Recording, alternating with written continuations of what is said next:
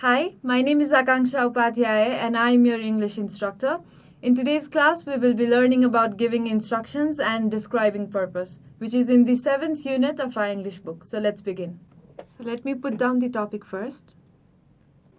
Getting instructions and describing purpose. We will divide the lecture into two halves. In the first half, we will be learning about instructions, and in the second half, we will be learning about describing purpose. So before beginning, what is an instruction? So let's start with the first half. Usually while giving instructions, we see the imperative form. The imperative form. We use instructions when someone tells you how to do something. It's when someone tells you how to do something. While giving instructions, we often use the sequencing words. These words are used to show the steps. The sequencing words usually show the steps that we need to follow. The sequencing words help you to order your instruction. These words help you order your instructions. It's like the 1, 2, 3, 4 of your instructions, the counts of your instructions. The example of sequencing words are firstly, secondly, after that, then. Notice that these words usually show the sequence of your instructions of anything that you do. Let's take an example of instruction to change the bulb, the electric bulb in our ceiling. So what do? We begin the instruction by writing, firstly, turn the electricity off. So you need to turn the electricity off at the first step because you want to avoid the current flowing into your body. Then maybe you'll write, secondly, remove the light bulb. Then you would possibly want to write, then screw in the bulb. You would want to fit the bulb or like just fix it. Then maybe finally turn electricity on and turn the light on, or maybe turn the switch on. So this is an example, an instruction to change the electric bulb in your ceiling. You can give some extra tips as well. So the extra tips, you could mention it's important to make sure your electricity is off. This is because you do not want the current to flow in your body. Also, the other tip could be always wear a glove when you touch a light bulb. So this is an example, the first example of an instruction of how to write an instruction. Now we will go through another example, one last example. So let's try writing instructions about how to make tea. So let us begin. First, take a water pot, put the pot on the gas stove and pour some water into the bottom of the pot. Then turn the gas stove on.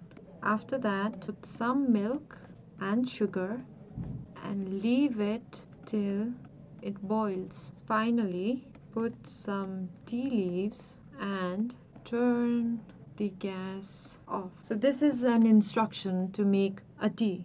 Notice that we have used the sequencing words such as first, then, after that, and finally. In our previous example, we'd used the sequencing words firstly, secondly, then, and then finally. So these are the basic instructions. So to sum up, these are the basic instructions to write an instruction.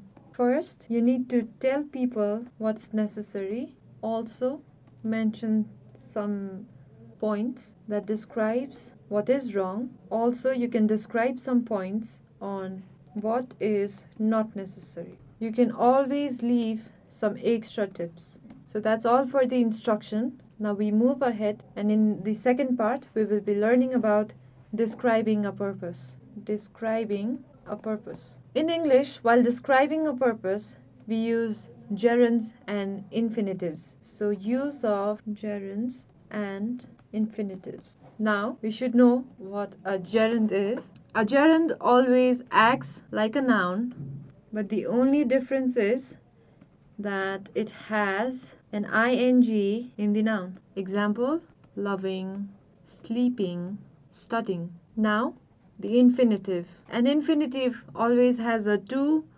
before the verb. For example, to dance, to laugh, or to sleep. Here are some of the confusions that we generally face while using the gerunds and infinitives. We use for plus noun to talk about a purpose. However, this is not a gerund. Also, we never use for plus verb. This is a wrong use of language, of grammar. Now let us look at some examples of describing purpose. Examples. We need to describe something about a microwave. So here we describe the purpose of a microwave, and we start by saying a microwave oven, commonly known as microwave, is a kitchen appliance. This machine is for heating and cooking food by exposing it into electromagnetic radiation inside the microwave spectrum. Notice that here we have used heating, which is a verb plus ing. It's heat, this which is a verb, plus ing, and this is a gerund. Same goes with cooking, because cook is a verb and ing makes it a gerund. Also notice that we do not use for plus heat. As I said earlier, we do not use verb preceding with a for. Instead, we use for plus verb plus ing. So it becomes for heating. Now let's look at another example. Now we describe a saw. So in this description, we have used some infinitives. We are describing about a saw. A saw is a tool used to cut wood or other items. It can be of various shapes and sizes and worked by hand or machinery. Notice that we use infinitive here, which is to plus verb, that's to cut. We can also have another example using infinitive, like I am looking at this video to learn. So this is an infinitive. We've come to the end of our lecture. Now let us revise. This is the 7th unit, giving instructions and describing purpose. First, we looked at what an instruction is.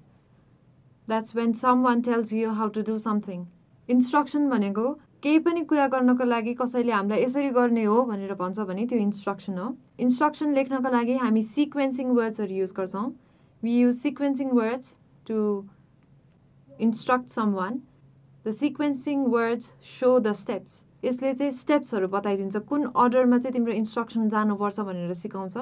Sequencing वर्ड्सले जनाउँछ कुन अर्डरमा चाहिँ तिम्रो इन्स्ट्रक्सन्सहरू जानुपर्छ भन्ने कुरा चाहिँ sequencing वर्डले जनाउँछ.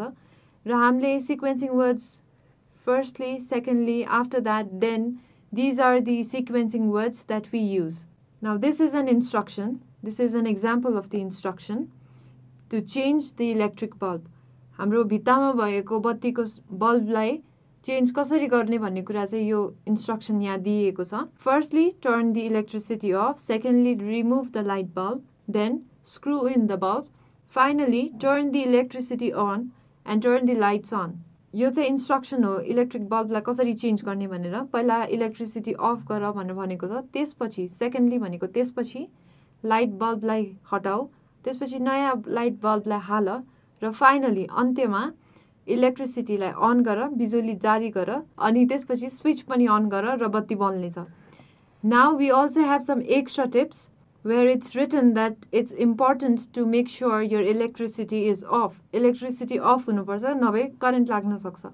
Always wear a glove when you touch a light bulb. Light bulbलाई छुनु अगाडि सधैँ पन्जा लगाएर गर्ने गर. The second example is how to make a tea. In the similar way, we have written about how we prepare tea. To sum up, we have 3 points. To sum up about how to write an instruction, we have 3 points here. First, you need to tell people what's necessary. के गर्न जरुरी छ थाहा हुनुपर्छ मान्छेलाई.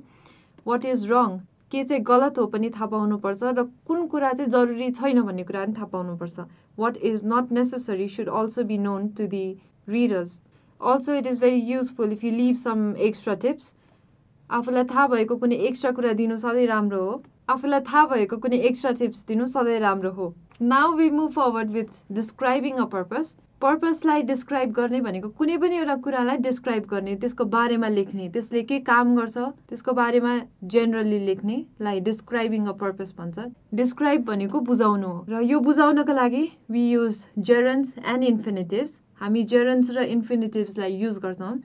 जेरन्ड्स भनेको के हो भने कुनै पनि नामलाई हामीले आइएनजी लगाएर थपेर लेख्छौँ भने द्याट्स अ जेरन्ड. जेरन्ड भनेको like if we use a noun with an ing, it's a gerund. For example, loving, sleeping, studying. Now the use of infinitives. Infinitives भनेको हामीले verbमा to लगायो भने that's an infinitive. For example, to dance, to laugh, or to sleep. Because dance, laugh, and sleep are verbs, so if we add a to before them, it becomes an infinitive.